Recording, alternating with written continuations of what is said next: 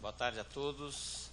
É um grande prazer estar aqui novamente e discutir um assunto que tem uma importância muito grande para todos nós, né? Evidente nesta apresentação eu não tenho nenhum conflito de interesse. Eu quero destacar que esse mês, o mês de outubro, que a gente pode chamar de outubro colorido, tem algumas datas importantes. A primeira delas, dia 15 de outubro, foi o Dia dos Professores.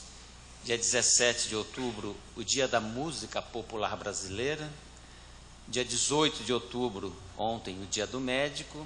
E dia 20 de outubro é o Dia Nacional de Combate à Sífilis e à Sífilis Congênita. Na realidade, o terceiro fim de semana do mês de outubro, que coincide de ser amanhã, dia 20.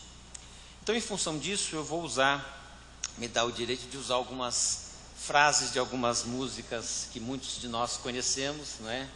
E eu vou dizer, prepare o seu coração para as coisas que eu vou contar a respeito da sífilis. E aí, se a gente pegar essa reportagem da Folha de São Paulo, dia 11 de abril, e alguém, um entrevistado, disse: nossa, pensei que a sífilis fosse uma doença da Idade Média. E aí a gente tem um impacto dessa doença, né? Se nós pegarmos os dados americanos, né, acima de 200 mil mortes, de mortes fetais, né, de neonatal por conta da sífilis. 215 mil crianças com risco aumentado de morte precoce pela sífilis. E quando se compara com o número global de doenças, apesar de não ser a mais importante, aqui relatada é o HPV, mas a sífilis ocupa um lugar de destaque, e as doenças de transmissão sexual têm um custo médio aproximado de 16 bilhões de dólares nos Estados Unidos. Quando a gente vê um mapa global da sífilis, não é, a gente se assusta, né, onde nós vemos que apenas a África ganha do Brasil.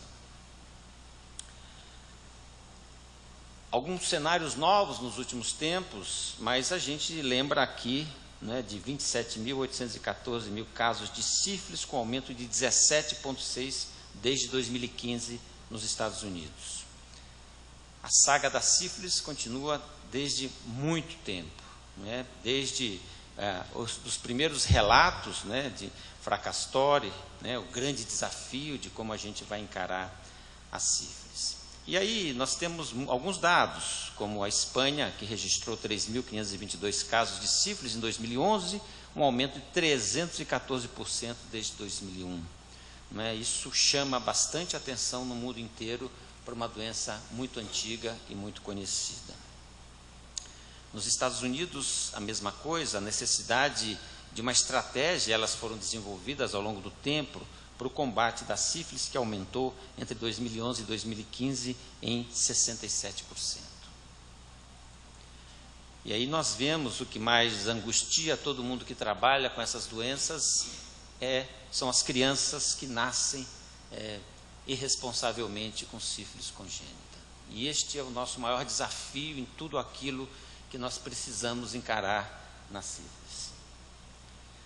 Ainda falando dos Estados Unidos, nós vemos que nos grupos de homens que fazem sexo com homem, quando a gente compara HIV e não HIV, eles são mais ou menos homogêneos, mas em homens que fazem sexo com mulheres, é muito maior na população soronegativa, diferente quando nós temos mulheres simplesmente.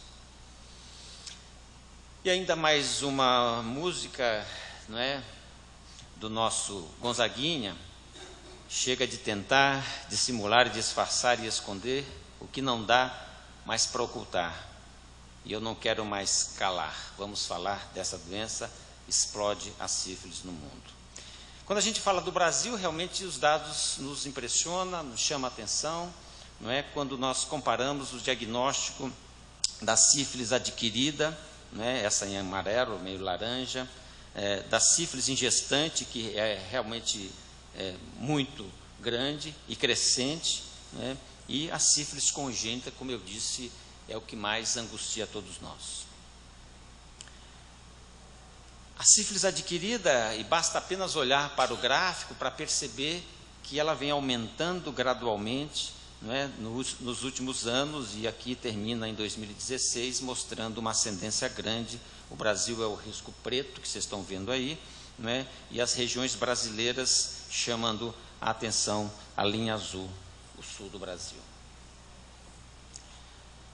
Então, a ascendência, o número de casos crescentes é cada vez maior e precisa ser feito algo, e vem sendo feito, é preciso ser destacado, que vem tendo um grande esforço do Ministério da Saúde nesse controle e, obviamente, das Secretarias de Estado.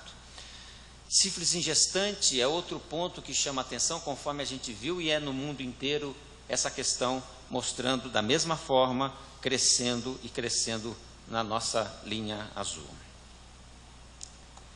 Chama a atenção isso de forma significativa. E a sífilis congênita, mais uma vez mostrando um crescimento cada vez maior e assustadoramente grande da sífilis congênita. Por outro lado, uma coisa boa, né? Se vocês observarem, nós temos aqui uma linha rosa e uma linha vermelha, e aqui é o momento do diagnóstico, né? O percentual de casos de sífilis congênita segundo o momento do diagnóstico da sífilis. E é interessante que essas linhas se separam, caminhavam juntas até 2012, de repente elas se separam, né? Mostrando que durante o pré-natal o diagnóstico vem sendo feito cada vez mais, e cada vez mais vem diminuindo o diagnóstico da sífilis no momento do parto, o que isso dá para compreender a preocupação com o pré-natal, com o diagnóstico e com o tratamento da sífilis cada vez de forma mais significativa.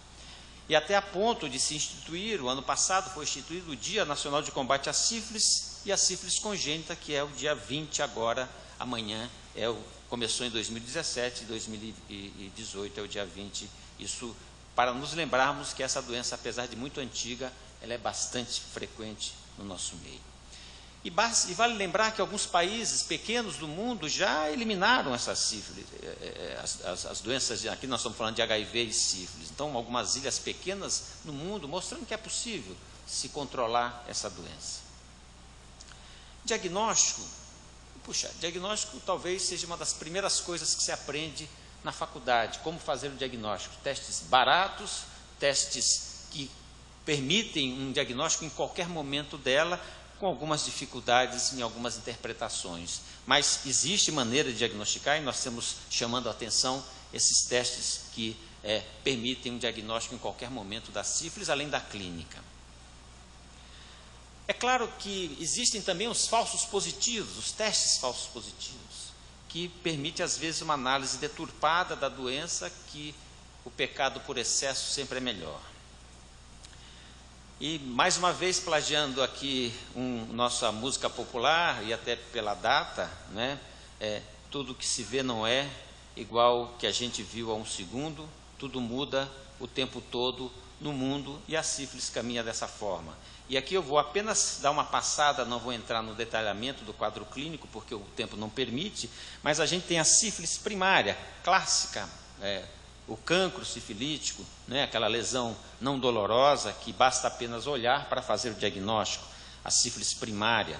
A sífilis secundária, que às vezes passa desapercebido em diagnósticos muitas vezes confusos, pensando em ser quadro de alergia, quadro de hipersensibilidade, que às vezes confundem os nossos clínicos.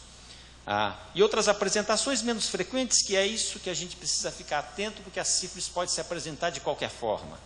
Não é? Lembrando aqui uma publicação recente de uma artropatia neuropática multifocal da sífilis, e a descrição do caso. A sífilis mucinosa, chamando a atenção que dificilmente alguém faria diagnóstico como se fosse uma sífilis secundária, né? Um diagnóstico não tão simples, visual, né? A sífilis, essa mesma sífilis mucinosa, mostrando aí a presença do bacilo, né, do treponema causador da sífilis, do espiroqueta. Uma hepatite sifilítica descrita e mostrando, neste caso, a presença desse espiroqueta.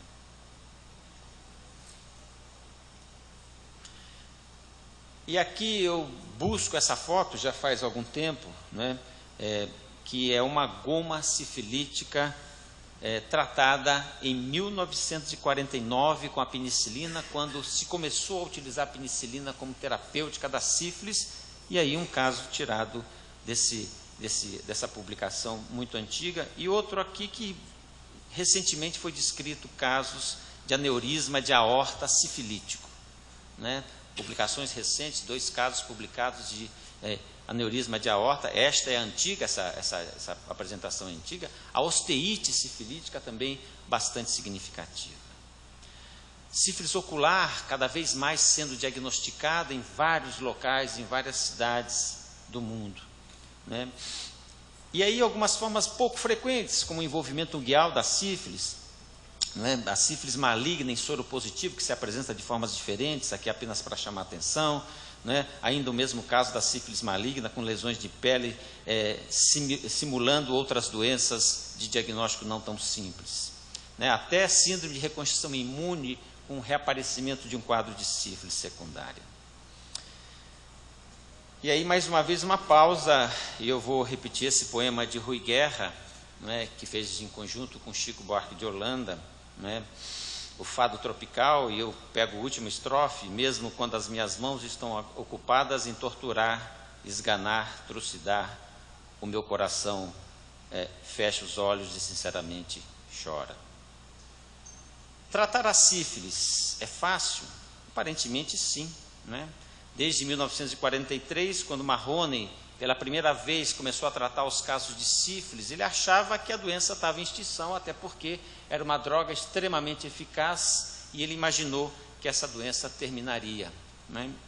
Em 1943, até hoje, a gente trata e briga pela sífilis. Mas os tratamentos são convencionais, clássicos, não diferentes em nenhum lugar do mundo, né? E esse é o nosso tratamento clássico, que aí está, de simples acesso para todos. Aí alguém pergunta sobre a resistência. Resistência é um grande problema, como já foi mostrado aqui pelo Felipe em relação à gonorreia, mas a sífilis também tem resistência a macrolídeos, né? Descritos já locais de resistência, genes de resistência. E aqui chamando a atenção a eritromicina, a azitromicina e a espiromicina com fenômenos de resistência. E a gente tem que lembrar que, apesar de tudo isso, de novas resistências serem demonstradas, a penicilina ainda é a droga mais segura e não há nenhum caso de resistência comprovada à penicilina. Então, essa é uma das utilidades extremas da penicilina, e a reserva dela tem que ser para isso, porque nós não podemos perder a oportunidade de tratar principalmente sífilis em gestantes e sífilis neonatal. E nós vivemos recentemente um problema de ausência de penicilina no Brasil e no mundo, né? 2015 foi quando nós tivemos o maior problema, e foi mostrado em todos os periódicos de todos os lugares. Em 2018, não é? A gente precisa dizer: não podemos deixar de ter penicilina. E existe recentemente uma estratégia, recente não, mas de alguns meses, uma estratégia do Ministério da Saúde para que isso possa não faltar a penicilina, com estratégia de distribuição em locais estratégicos para que não falte a penicilina, principalmente para tratar gestantes. E sempre vem essa questão: será que a PrEP, né, profilaxia pré-exposição para o HIV, fez um aumento das doenças de transmissão sexual? Né? E todos os estudos, e eu vou apenas mostrar alguns, não vou fazer nenhum senso crítico no momento. O primeiro estudo que mostrou um aumento de 41% foi o estudo Hypergay, né? E obviamente a sífilis estava no bojo. Outros estudos que foram feitos com PrEP mostra realmente tem que haver natural aumento. Por outro lado, você tem um controle dessa população. A vantagem da PrEP é que você acompanha e controla, faz diagnóstico precoce e trata as infecções de transmissão sexual. Mas é óbvio que quem não usa preservativo tem um risco maior de adquirir essas infecções. Isso não há dúvida. E recentemente tem uma publicação, né, agora deste ano, mostrando exatamente isso. Existe um aumento? Sim, mas me permite um controle melhor, me permite um diagnóstico mais precoce, e essas pessoas que se infectariam normalmente não usariam preservativo, ou não usavam preservativo de uma maneira geral e se infectaram. Isso tem que ser colocado na discussão. A gente não pode culpabilizar a PrEP por isso, mas tem que ficar atento a essa possibilidade. E o que esperar para o futuro? Existe alguma coisa a ser destacada em relação à terapêutica, em relação a alguma coisa nova? Nós sabemos que o tratamento existe, a penicilina existe, é suficiente e pode ser tratada, apesar da dificuldade para isso. Não é? Existem vários estudos de vacina, eu vou destacar apenas alguns deles, mostrando que é possível um dia se ter uma vacina, e aí sim nós teremos uma modificação do paradigma dessa doença secular. Então, apenas a identificação dos tipos possíveis de vacina, das proteínas que podem ser utilizadas na prevenção.